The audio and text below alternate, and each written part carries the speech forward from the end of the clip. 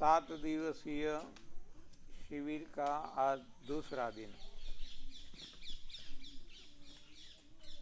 एक दिन खत्म हो चुका है। आप सभी का अनुभव कैसा रहा?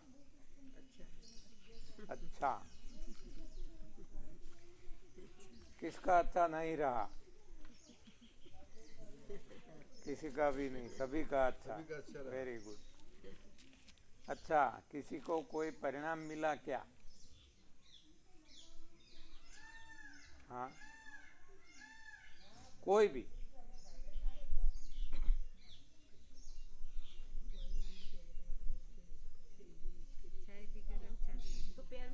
चाय पीकर अच्छा दिन गुजरा। चाय हाँ की याद ही नहीं आई। हाँ, ये तो बहुत बड़ी सिद्धि है। हाँ, इसके लिए की याद आती है। खा लिया। डायबिटीज की दवा नहीं लिया सुबह में, हाँ, शाम को लेते दवाई एक नहीं ली टाइम। डायबिटीज की। दवाई भी नहीं ली। हाँ, ये भी तो बड़ी सिद्धि है ना। भी नहीं ली। हाँ, हाँ, कोई डॉक्टर आपको डायबिटीज की दवाई बंद करने को या बीपी की दवाई बंद करने को या अटैक आया है, हार्ट डिजीज है, दवाई बंद करने के लिए हिम्मत ही नहीं कर सकेगा। जब आप खुद आपके डॉक्टर बन गए और आपने दवाई बंद कर दी। हमने तो मना नहीं की, हमने तो नहीं बताया कि आप दवा बंद कर दो, आपने बंद करी। हाँ, इसका मतलब है कि आपको कॉन्फिडेंस आ गया। हाँ, तो बस ये हमारा सेमिनार सफल हो गया। सेमिनार में यही है कि डर नहीं रहना चाहिए। जो डर गया वो मर गया। हाँ, तो हिम्मत से काम लेना है। समय तो बदलता रहेगा, सिचुएशन बदलती रहेगी, अप डाउन होते रहेंगे जीवन में, लेकिन हमें अडिग रहना है, डरना नहीं है, भागना नहीं है। तो कल जो हमने बातें की थी, इसका संक्षिप्त में कोई बता सकते हैं क्या क्या हमने बात की कल? बहुत सारी बातें एक दिन में हमने कल कवर कर ली थी। तो बता सकेंगे कोई? कोई भी? एक भी नहीं? हाँ, आइए आइए। मेरा नाम भानुभाई पटेल है। कल जो गुरुजी ने बताया है, मैं आपको जितना लिखा है मैं आपको बता रहा हूँ। गुरुजी ने बोला कि रोगों का जो मूल कारण है वो अपने आंत में पड़ी हुई मल है। वो मल है, वो मेन कारण है उसका। उसकी सफाई कैसे की जाती है? तो बोले कि 3 तरीका है। तरीका नंबर 1, उपवास, लांघन परम औषध। नंबर 2, संजीवनी क्रिया, इसको बोलते हैं एनिमा। और नंबर 3, क्लिनसिंग जूस, सफाई करने वाला जूस।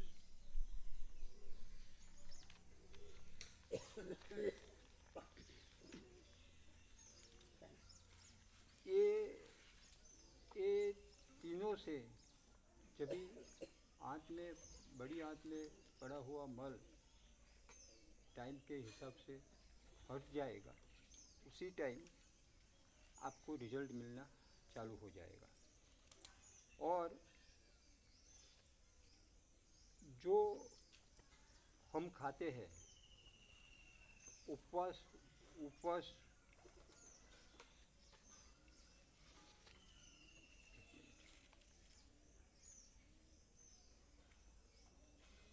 उपवास में हम जो उपवास पूरा दिन कर सकते हैं, निर्जला उपवास, तो अच्छा है। अगर रसाहार कर सकते हैं तो रसाहार भी अच्छा है।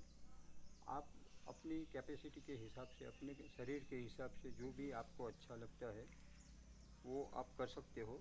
दिन में 2 दफ़ा 3 दफ़ा संजीवनी क्रिया आप कर सकते हैं, वो भी अच्छा है।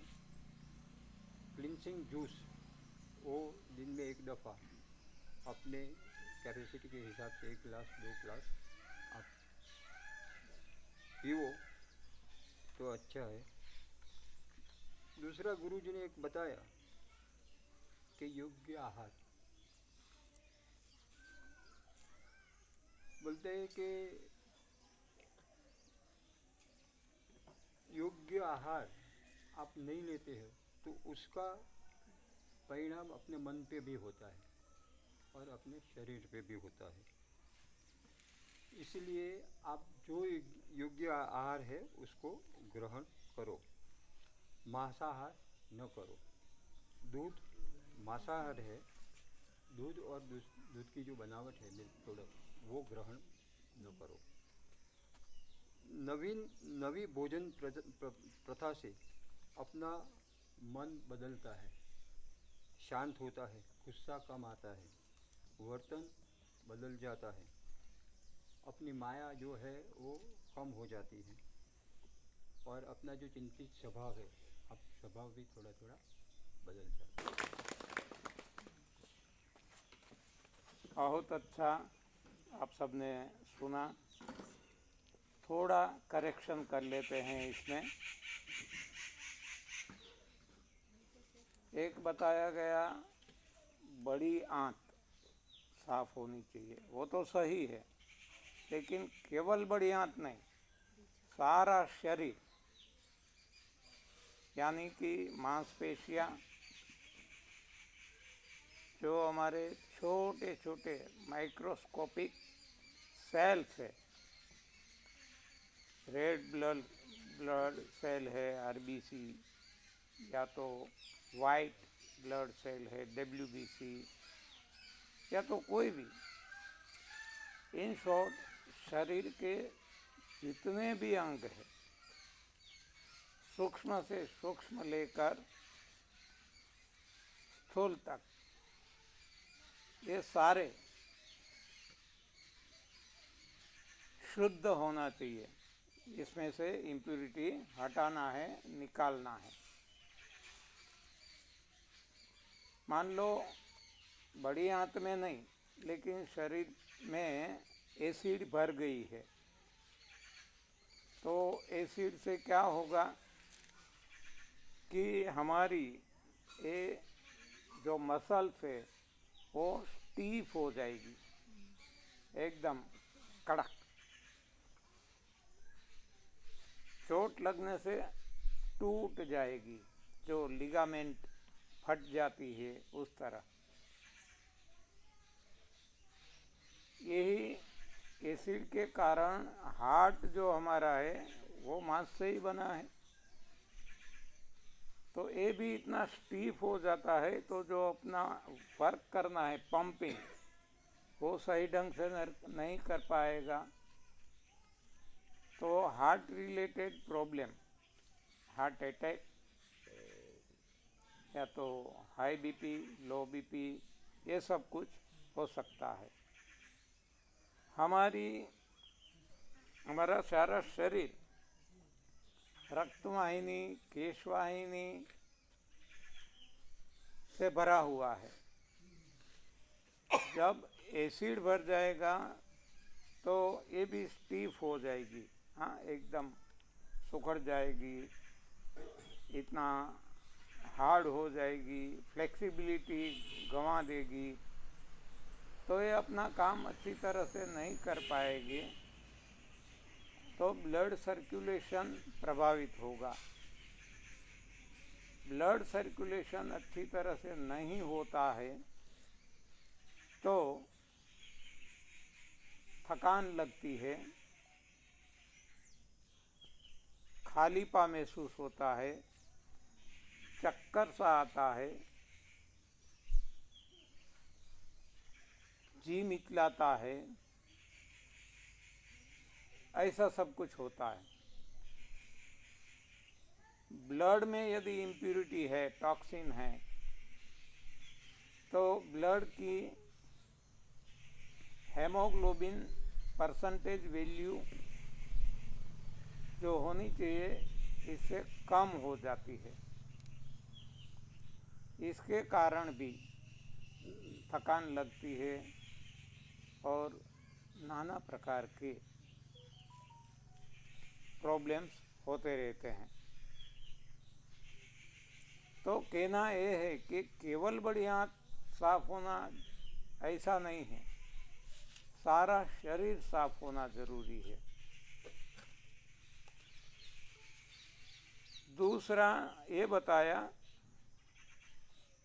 कि रसाहार से रोग दूर होते हैं, ऐसा नहीं है। रसाहार से कभी रोग दूर नहीं होगा। रोग दूर करने के लिए बार बार कल हमने दोहराया है, वो है सफाई, क्लींसिंग। तो रोग तभी जाएंगे जब हमारे शरीर से टॉक्सिन, इम्प्यूरिटी, अशुद्धियाँ दूर हो जाती है। जब तक अशुद्धि है और हम जूस लेते रहते हैं तो कोई फायदा नहीं होगा। एक बात हम समझ लें, मान लो एक हमारी नाली भर गई है, जहाँ हम डेली खाने के बाद जो बर्तन साफ करते हैं ऐसा गंदा पानी जाता है, ये नाली भर गई है। अब पानी आगे नहीं जाता। पानी डालते हैं तो गंदा होके जहाँ से डालते हैं वहाँ से बाहर आ जाता है, क्योंकि आगे ब्लॉकेज है, भर गई है नाली। तो अब हम चाहे कितना भी शुद्ध पानी डालें, अरे गंगा जल भी डालें, फिर भी ये जो रुका हुआ है, ब्लॉकेज है, वो हटेगा नहीं। तो रोगों के बारे में भी यही है, जो ब्लॉकेज है, अटक गया है, तो पहले इसको साफ करके हटाना है। ये यदि साफ नहीं हुआ और हम रसाहार करते रहेंगे शुद्ध गंगा जल की समान, तो इससे कोई फायदा होने वाला नहीं है। रसाहार तभी फायदेमंद रहेगा जब शरीर शुद्ध है। इसलिए सबसे पहले जोर देना है शरीर शुद्धि पर। आपको ज़्यादा धूप लगती है तो यहाँ आ सकते हैं। हाँ, तो ये दूसरी बात थी। तीसरी बात, मांसाहार को सेकेंडरी फूड बताया, तो इसमें भी करेक्शन जरूरी है। प्राइमरी फूड है जो भगवान सीधा देते हैं, हवा और प्रकाश। इससे वनस्पति बनती है। वनस्पति जो है वो सेकेंडरी फूड है। वनस्पति खाकर जब प्राणियों का देह बनता है तो ये प्राणियों का देह वो टर्शरी फूड है, यानी कि मांसाहार है तीसरे प्रकार का, टर्शरी ये भोजन है। और बस बाकी तो सब कुछ अच्छा बताया उन्होंने। ये आप सब हर कोई बता सकते हैं, क्योंकि जो उन्होंने सुना वही आपने सुना है। फिर भी आप नहीं बता सकते तो ये जो डेफिशिएंसी है, कमी है, वो आपकी है। तो इसको सुधारना जरूरी है, क्योंकि कल ही हमने बोला और आज आप नहीं बता सकते तो फिर घर जाके आप क्या करेंगे? ये तो सही में घर जाके करना है। यहाँ तो हम बार बार रिपीट भी करेंगे, बताएंगे, आप पूछेंगे तो जवाब भी देंगे, लेकिन घर जाके, इसलिए कल मैंने आपको बताया कि आप YouTube पे वीडियोस देखिए, सुनिए। बुक्स खास जो पढ़ने जाते हैं, हम बुक्स रखते हैं, रेफरेंस बुक, कभी भी ज़रूरत पड़े तुरंत हम ढूंढ सकते हैं, तो बुक्स अवश्य रखना है।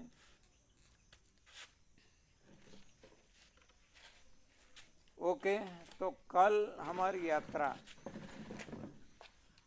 सही भोजन तक पहुंची थी, और सही भोजन अन्य जीवों की, जैसे वनस्पति का सही भोजन क्या है, पक्षियों का सही भोजन क्या है, पशुओं का, मांसाहारी पशुओं का, शाकाहारी पशुओं का सही भोजन क्या है, ये सब कुछ कल हमने देखा। आज हम देखते हैं कि इंसान का, हमारा मानव का सही भोजन क्या है। हमें और सभी का पता चलता है, खुद का नहीं चलता। हम औरों के दोष देखते हैं, खुद के नहीं देखते। आँख सारी सृष्टि को देख सकती है, खुद को नहीं देख सकती। हाँ, तो हमें खुद को देखना है, खुद की पहचान करना है।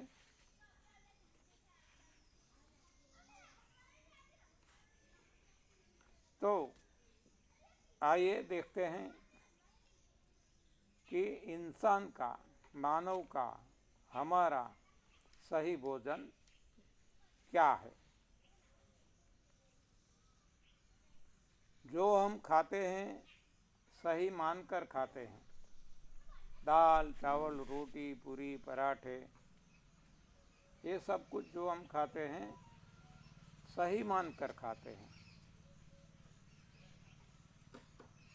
क्यों सही मानते हैं? क्योंकि स्कूल कॉलेज में पढ़ाया गया है। स्कूल कॉलेज में हमें बैलेंस डाइट डिश दी जाती है, समतोल आहार। इसमें अनाज है, दालें यानी कि कठोल है, ग्रेन्स एंड पल्सेस हैं, इसमें मिल्क एंड मिल्क प्रोडक्ट्स हैं, मांसाहार भी है।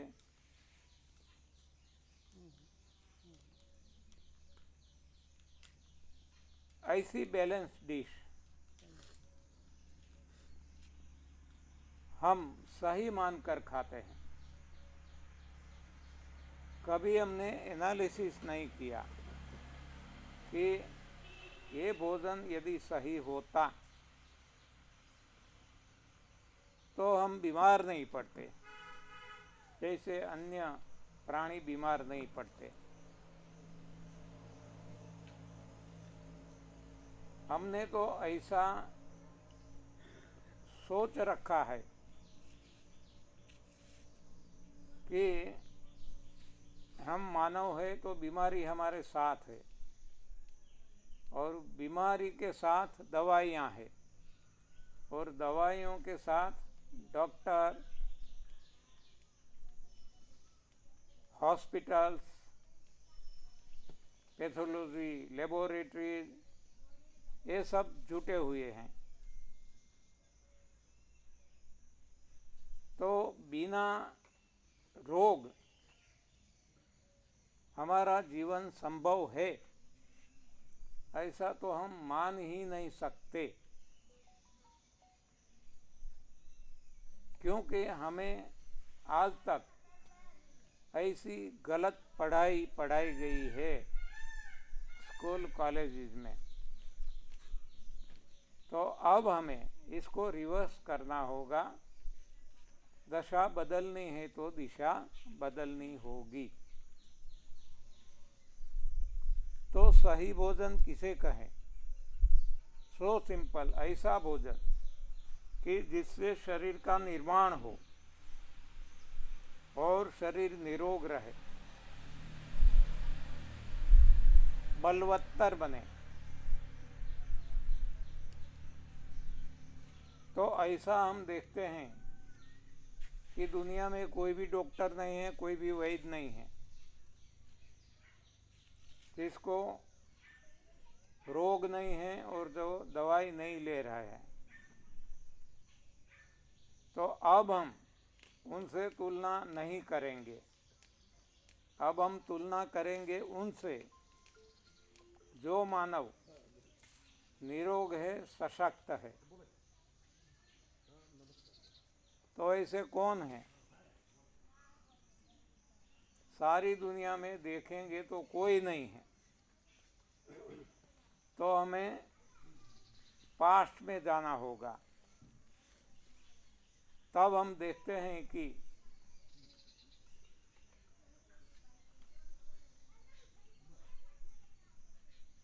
ऋषि मुनि, तपस्वी, ये लोग बीमार नहीं थे और सशक्त थे।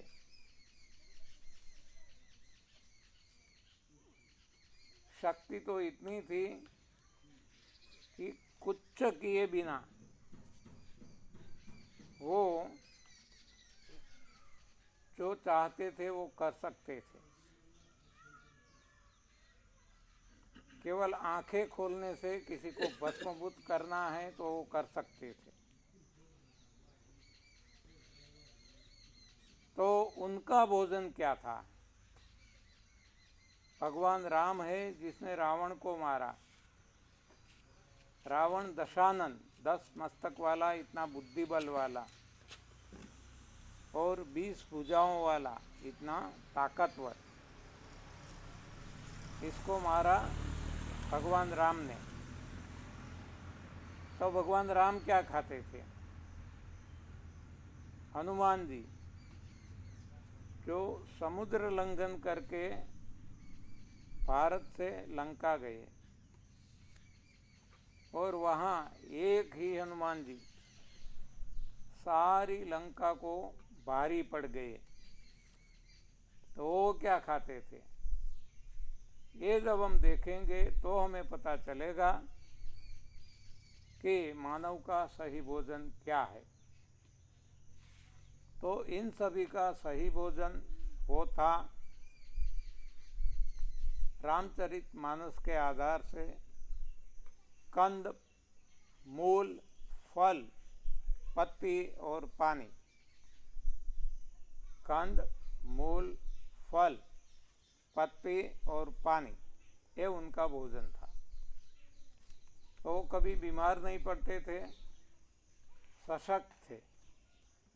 इतना ही नहीं, उनके बच्चे उनसे भी ज़्यादा बलवत्तर और बुद्धिमान थे। भगवान राम और माता सीता जी के संतान लव और कुश बुद्धि बल वाले और बाहुबल वाले थे। ऐसे संतान हमें भी चाहिए, लेकिन पूरी पकोड़ा खा के ऐसे संतान कभी कोई जन्म नहीं दे सकता। इसके लिए जो सीता जी ने खाया, भगवान राम ने खाया, वो माता पिता को खाना होगा। और दूसरा, केवल खाने से भी बात नहीं बनेगी। तो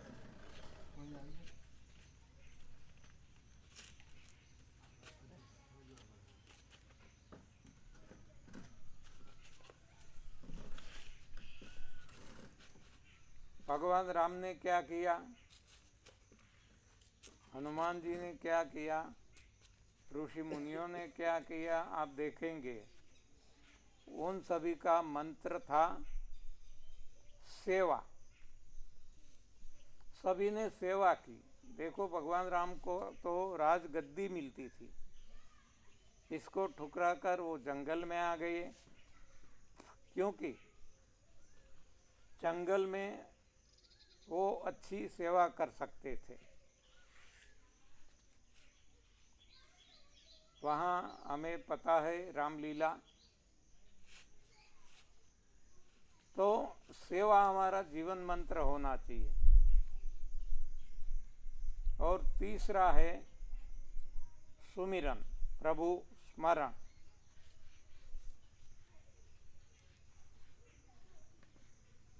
अविरत, जिस तरह सांस चलती है उसी तरह अपने आप अजपा जाप, इसको जपना नहीं पड़ता। जैसे कि सांस हमें लेनी नहीं पड़ती, अपने आप एक क्रिया हो रही है ऑटोमेटिक, उसी तरह अजपा जाप चलना चाहिए।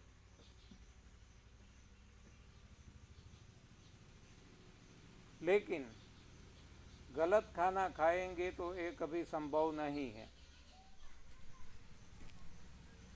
सही खाना और धीरे धीरे खाना छोड़ना, उपवास, इससे हम आध्यात्मिक उन्नति कर सकते हैं। आप कोई भी केस देख लो, हमारे मानव के पूर्वज मनु महाराज, शत्रुपा माता जी, या तो फिर माता पार्वती जी, या तो फिर ध्रुव जी, हाँ, ये तीनों देखने से हमें पता चल जाएगा कि यदि आध्यात्मिक उन्नति करना चाहते हैं, प्रभु प्राप्ति करना चाहते हैं, तो खाना पीना धीरे धीरे क्रमशः छोड़ते जाना है।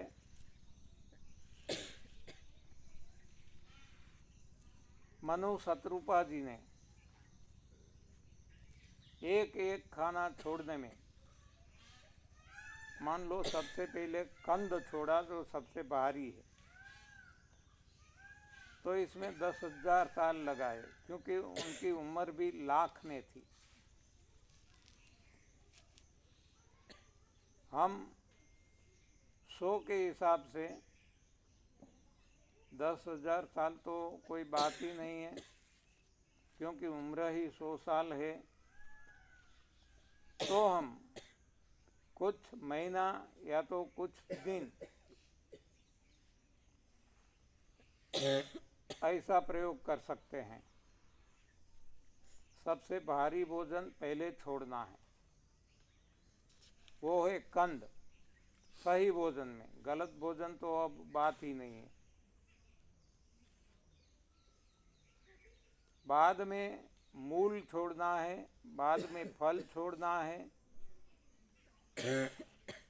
बाद में पत्तियां छोड़नी है, बाद में पानी छोड़ना है, बाद में इतनी ताकत आ जाएगी कि हम हवा भी छोड़ सकेंगे। ये तो दूर की बात है, हम वहाँ तक पहुँच सके न भी पहुँच सके, लेकिन जितना हो सके इतना करेंगे तो उतना तो फायदा होगा ही। तो अब हमें पता चल चुका है कि हमारा इंसान का, मानव का सही भोजन वो क्या है? कंदमूल, फल, पत्ती और पानी, यानी कि वनस्पति जगत। वनस्पति ही ये सब कुछ देती है, कंद, मूल, फल, पत्ती, ये सब वनस्पति देती है, और बारिश से हमें पानी मिलता है।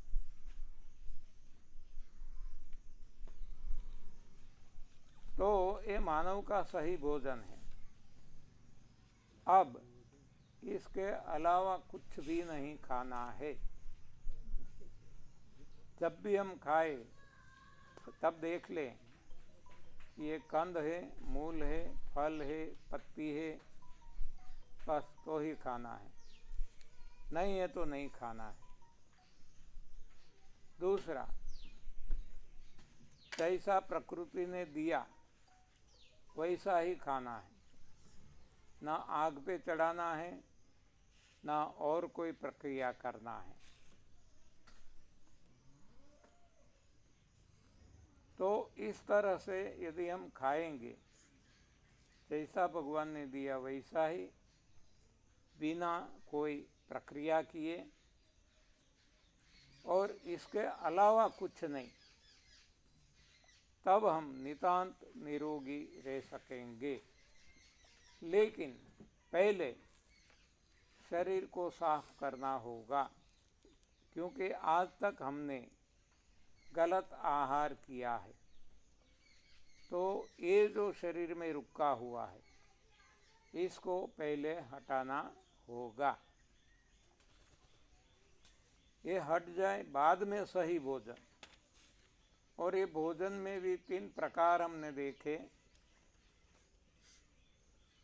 एक है रसयुक्त रसाहार, दूसरा है कम रस वाला, और तीसरा है गरिष्ठ यानी कि सूखा। तो जहाँ तक हो सके रसयुक्त आहार खाना है, जिससे श्रीमद् भगवद गीता में जो बताया, इस तरह आयु भी बढ़ेगी, बल भी बढ़ेगा, धन संपत्ति भी बढ़ेगी, सुखाकारी बढ़ेगी। देखो, केवल भोजन परिवर्तन से ये सब कुछ हो सकता है। सही और हल्का भोजन, रसाहार करने से जीवन में सुख समृद्धि भी आ सकती है। तो अब अध्याय 17 श्लोक 9 और 10 में जो बताया गया है, वो तामसी और राजसी लोगों का भोजन है, जो है भुंजा हुआ, यानी कि आग पे पकाया हुआ, दाह देने वाला, तीखा, खट्टा, खारा, ऐसा भोजन। यहाँ भी गीता जी में भी रोगों का कारण गलत आहार बताया गया है। जो हमारी मेडिकल साइंस या तो आयुर्वेद या तो होम्योपैथी या तो कोई भी पैथी थेरेपी नहीं बताती है।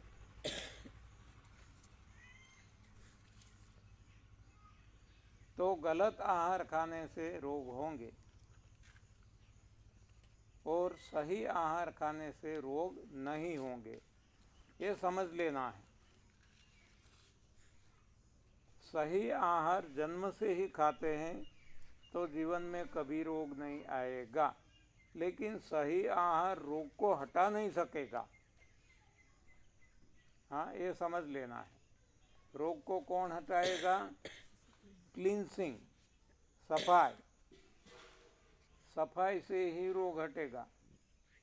तो सफाई से रोग हटता है, सही भोजन खाने से रोग होते नहीं हैं, निरोग रह सकते हैं। और गलत आहार खाने से रोग होते हैं। बस ये 3 बातें यदि समझ में आ गई तो भी काफ़ी है। गलत आहार खाने से रोग होते हैं, सही आहार खाने से रोग नहीं होते हैं। लेकिन जो रोग हो गए हैं उनको हटाना है तो सफाई की ज़रूरत है। इसलिए जीवन में हर हमें समय बाहरी और आंतरिक सफाई शरीर की करते रहना है, तो हम नितांत निरोगी रहेंगे।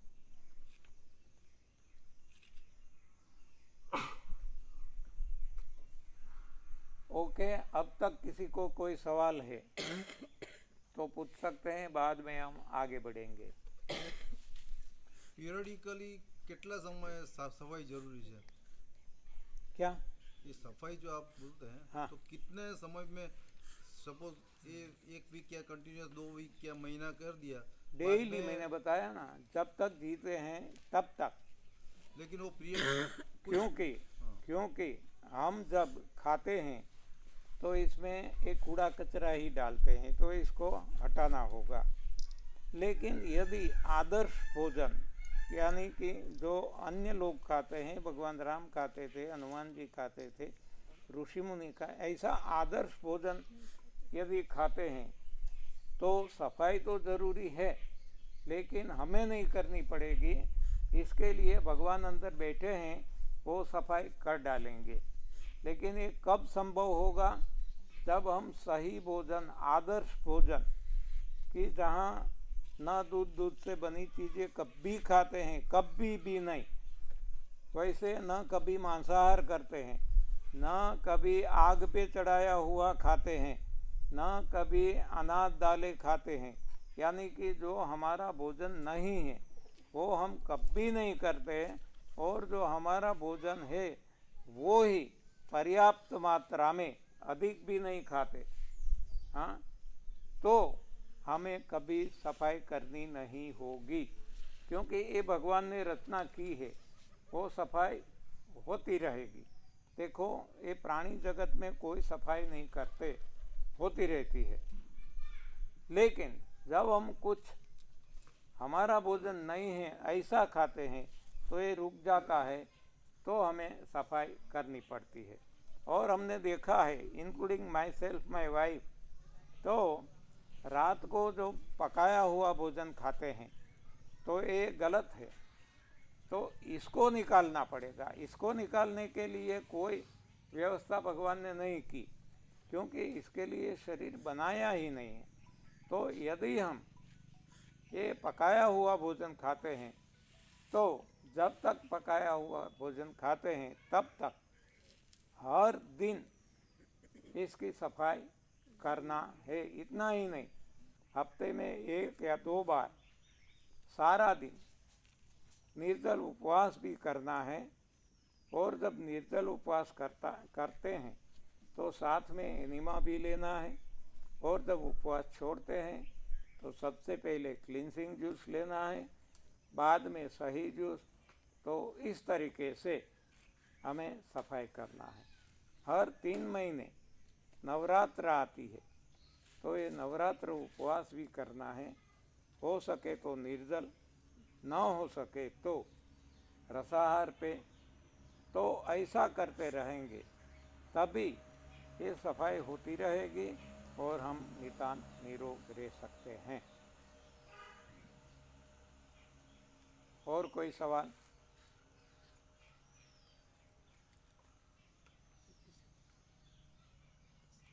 कोई नहीं, तो आगे बढ़ते हैं।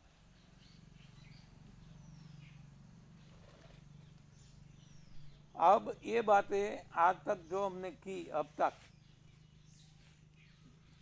ये शरीर को ध्यान में रखे हुए किया, क्योंकि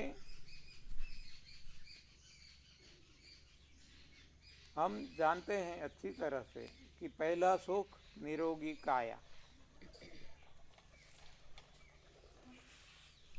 तो काया यानी कि देह, यानी कि शरीर पे हमने जोर दिया और बातें की। अब शरीर साफ सुथरा हो गया, शरीर निरोग रहने लगा। ये पहला सुख है, वो मिल गया। और भी सुख है। कौन से? हमें कमजोरी यदि महसूस होती है तो हम सशक्त रहना चाहते हैं। हमें मानसिक तनाव रहता है, मेंटल टेंशन, ये हम नहीं चाहते। हम सदा आनंद में रहना चाहते हैं। हम यदि भटक गए हैं, अज्ञानता हमारे अंदर भरी है, ये भी हम नहीं चाहते। हमें सही ज्ञान चाहिए और हमें घृणा नहीं बल्कि प्रेम चाहिए। हर कोई प्राणी देखो प्रेम के भूखे हैं। छोटा बच्चा भी प्रेम से बुलाएंगे तो हमारे पास आ जाएगा, दौड़ के आएगा। लेकिन जब बच्चे को पता चल जाता है कि ये मुझे प्रेम नहीं करता तो वो नहीं आएगा। तो अब हम शरीर के अलावा इंद्रियां, मन, बुद्धि, चित्त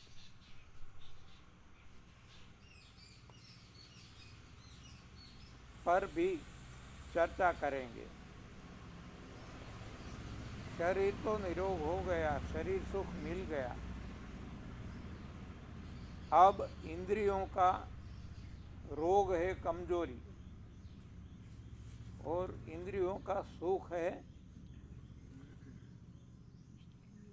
सशक्त होना, शक्ति।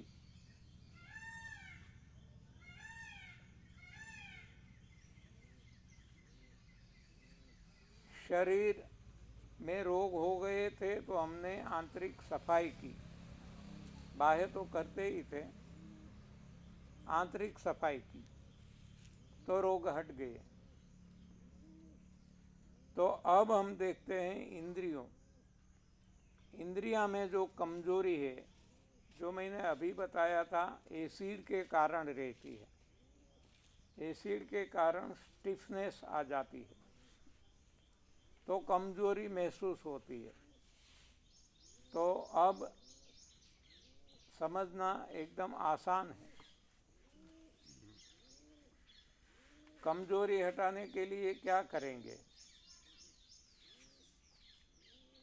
देखो, रोगों का कारण हमें पता चल गया कि शरीर में रुका हुआ मल है। मल को हटा दिया, रोग हट गए। अब हम जानते हैं कि कमजोरी का कारण एसिड है।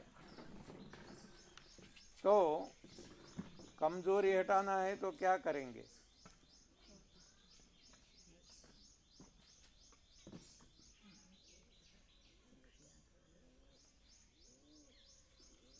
नहीं, कोई नहीं बता सकते। कितना सरल है, छोटा बच्चा भी बता देता है। हाँ,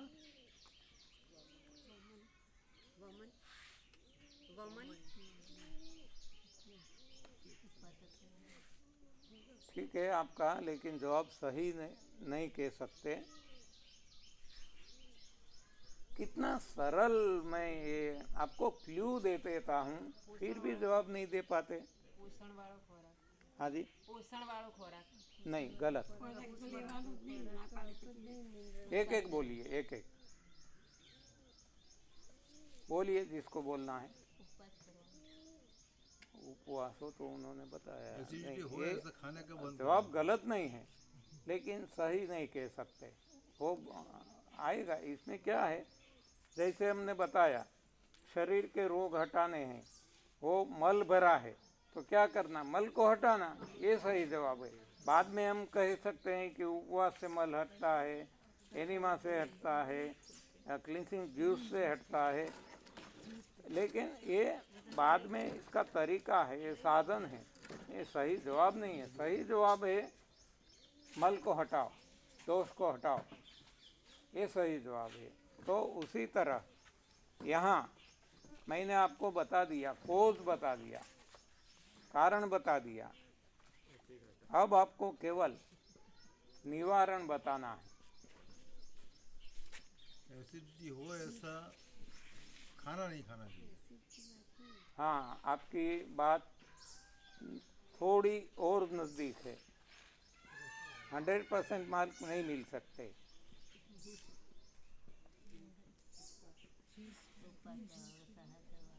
हाँ जी, नहीं नहीं, गलत नहीं बता सकते। So simple. देखो, मैंने आज तक तो हमने ये देख लिया कि रोगों का कारण दोष है, मल है। तो दोष मल को हटा दो, रोग हट जाएंगे। तो वैसे कमजोरी का कारण मैंने क्या बताया? इंद्रियों एसिड। एसिडिटी। हाँ, एसिड। तो अब कमजोरी को हटाना है तो क्या करना पड़ेगा? हाँ जी, एसिड को हटाना होगा। एसिडिटी को हटाना। हाँ, एसिड को हटाना, एसिडिटी नहीं, एसिड को हटाना। एसिड को हटाना है। एसिडिटी वो तो इसका रिजल्ट है, लेकिन प्रमुख कारण है वो एसिड है, एसिड की प्रेजेंस, अस्तित्व। तो एसिड को निकाल दो, बात खत्म। तो अब एसिड को कैसे हटाएं? जैसे शरीर के मल को कैसे हटाए, तो हमने 3 तरीके देखे। तो एसिड को कैसे हटाएं? तो एसिड हटाने के लिए सबसे उत्तम तरीका है जो आपने बताया, फास्टिंग, उपवास। इससे एसिड हटता है। एसिड हट गया, फिर से एसिड न होने पाए, इसके लिए है सही आहार, यानी कि एसिड का जो मारण है वो है बेसिक, यानी कि अल्केनी। तो अल्केलाइन फूड खाना है जिसमें अल्केलाइन हो, ऐसा भोजन। तो वनस्पति भोजन जो है हर कोई अल्केलाइन है शुद्ध स्वरूप में। लेकिन आजकल तो वो भी रासायनिक खाद वाला, रासायनिक प्रक्रिया किया गया। हाँ, जल्दी पकाने के लिए एक केले को रसायन में डुबो देते हैं, जल्दी पक जाते हैं। आम है, इसमें भी ऐसे रसायन रख देते हैं तो जल्दी पक जाती है। तो ये गलत है। नेचुरल फॉर्म में होना चाहिए, कुदरती। तो ऐसा अल्केलाइन भोजन खाना है। अल्केलाइन भोजन यानी भोजन हमारा क्या है? पंच तत्व, पृथ्वी, जल, अग्नि, वायु और आकाश। तो जल जो है वो भी अल्केलाइन होना चाहिए। तो अल्केलाइन जल कौन सा है? बारिश का। वो सही है, वो नेचुरल है। तो इसको कोई ऐसा करो, स्टोरेज करो, और वो ही पानी सारा जीवन पीते रहो। बारिश तो हर साल आती रहती है, 3-4 महीने तक चलती है। केवल 7-8 महीने के लिए स्टोर करना है। हम करते हैं। हमने अंडरग्राउंड टैंक एक बनाई थी, इसमें म्यूनिसिपल वाटर आता है। दूसरी भी बना सकते थे लेकिन नहीं बनाई, तो हमने बैरल्स रख दिए। सिंटेक्स की टंकी आती है ना, ऐसा 1000 लीटर, 500 लीटर, ऐसी 6-7 टंकी रख दी है। और जब ये बारिश आता है हम भर लेते हैं। ऐसा टेरेस से पाइप रख के परमानेंट व्यवस्था हमने कर ली है, तो ये भर लेते हैं। केवल एक ही बारिश अच्छी आ जाती है तो सारा 1 साल का पानी हम भर सकते हैं। तो ये पानी अल्केलाइन वाटर हमें पीना है। अल्केलाइन वाटर के नाम से आजकल कॉमर्शियल बिजनेस भी हो रहा है। हाँ, बहुत महंगा मशीन दिया जाता है। तो मालूम नहीं, लेकिन वो नेचुरल जो बारिश का पानी है ऐसा तो नहीं ही हो सकता, ऐसा मेरा मानना है। लाखों रुपया खर्च करते हैं तो बारिश का पानी यदि पीते हैं तो ये क्वाइट सफिशिएंट है।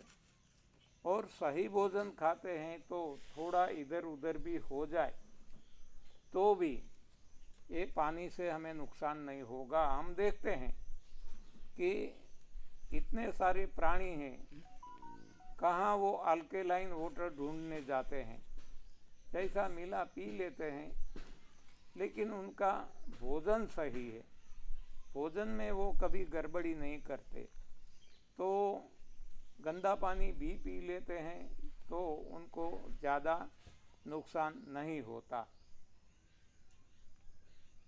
तो ये एसिड को हटाने के लिए एक है उपवास, निर्जल उपवास, और दूसरा एसिड फिर से न बने इसके लिए अल्केलाइन आहार हो गया तो हम नितांत सशक्त रहेंगे, नितांत सशक्त, बुढ़ापे में भी सशक्त। तो अब है